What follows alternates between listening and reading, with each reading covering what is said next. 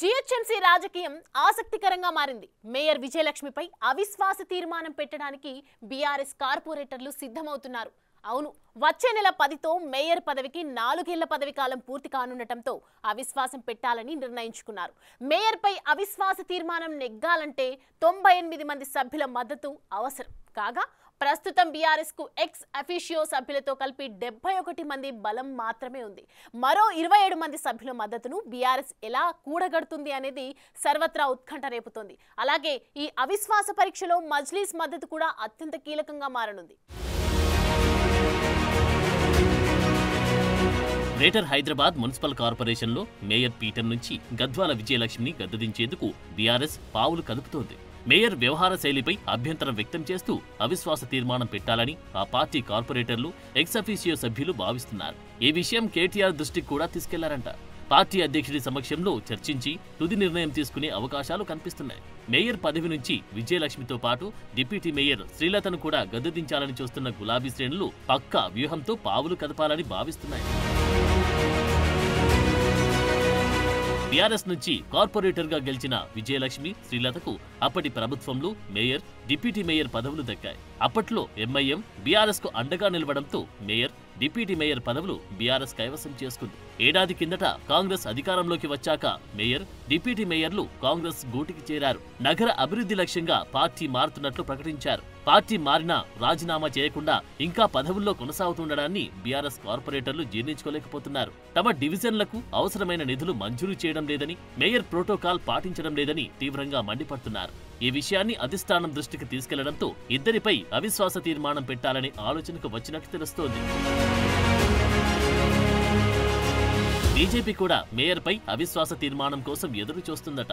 ఈ అవకాశాన్ని సద్వినియోగం చేసుకుని బీఆర్ఎస్, ఎంఐఎం, కాంగ్రెస్ పార్టీలను ఎండగట్టాలని భావిస్తోంది. పార్టీ అధిష్టానం సూచనల మేరకు అవిశ్వాస తీర్మానంపై ముందుకెళ్లేందుకు బీజేపీ కార్పొరేటర్లు వేచి చూస్తున్నారు. ఇక ఎంఐఎం పార్టీ మరోసారి కీలకంగా మారబోతుంది.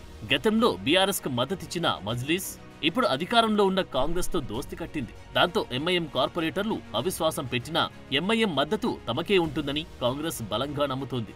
మేయర్ పదవికి ఎలాంటి గండం లేదని హస్తం పార్టీ ఆత్మవిశ్వాసంతో కనిపిస్తోంది. ఎవరైనా జిహెచ్ఎంసీ యాక్ట్ బుక్ చదివారా? ఫస్ట్ ఆఫ్ ఆల్ 2/3 మెజారిటీ ఎవరికన్నా ఉందా? ఆర్ ఇద్దరిని కలిసినా 2/3 మెజారిటీ వస్తుందా? 3 పార్టీస్ కలిపితే 2/3 మెజారిటీ. నేను సింపుల్ ఇది చెప్తాను.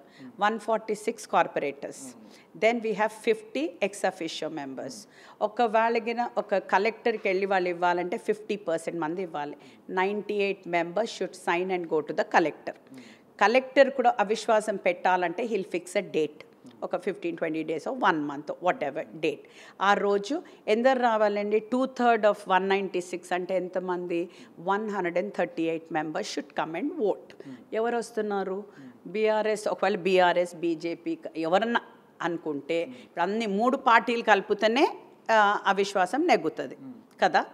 సో మరి ఏ 3 పార్టీలు కలిసి అవిశ్వాసం చేస్తారో అది నాకైతే తెలియదు.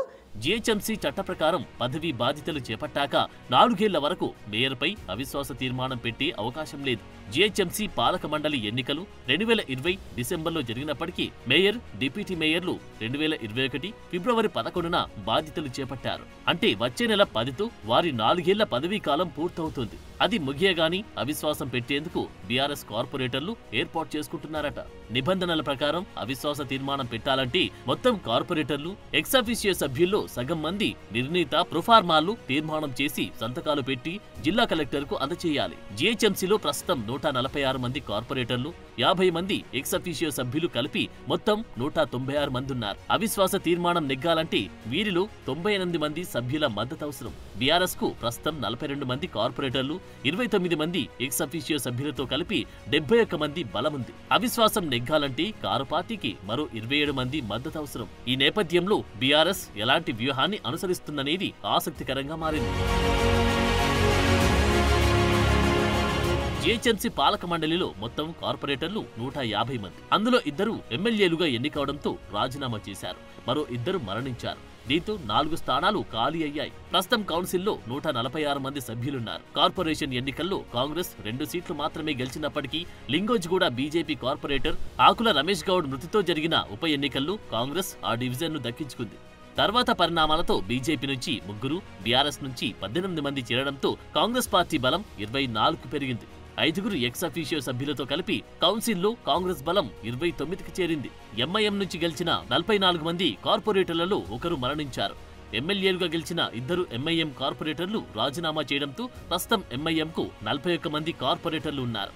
10 మంది ఎక్స్ అఫీషియో సభ్యులున్నారు. మొత్తం 51 మందితో ఎంఐఎం బలంగా ఉంది. అటు బీజేపీ ఎన్నికల్లో 48 డివిజన్లను కైవసం చేసుకోగా ప్రస్తుత పరిణామాలతో ఆ పార్టీకి ప్రస్తుతం 39 మంది మిగిలారు. 6 ఎక్స్ అఫీషియో సభ్యులతో కలిపి కార్పొరేషన్లు కాషాయ పార్టీ బలం 45కు చేరింది. మేయర్ కుర్చీకి గండం లేదని కాంగ్రెస్ వర్గాలు భావిస్తున్నప్పటికీ బీఆర్ఎస్ మాత్రం విజయలక్ష్మిని గద్దెదించాలని పట్టుదలతో ఉంది. అలాగే బీజేపీ కూడా కాంగ్రెస్ బీఆర్ఎస్ లను దెబ్బకొట్టాలంటే అవిశ్వాస తీర్మానమే సరైన అవకాశంగా భావిస్తోంది. అలాగని అవిశ్వాస తీర్మానానికి కాషాయ పార్టీ మద్దతిస్తే బీజేపీ బీఆర్ఎస్ లో ఒకటే అని కాంగ్రెస్ చేస్తున్న ప్రచారాన్ని నిజం చేసినట్లు అవుతుంది. మరి కారు పార్టీ అవిశ్వాసం నెగ్గడానికి అవసరమైన 27 మంది మద్దతు ఎలా కూడగట్టుకుంటుందో చూడాలి.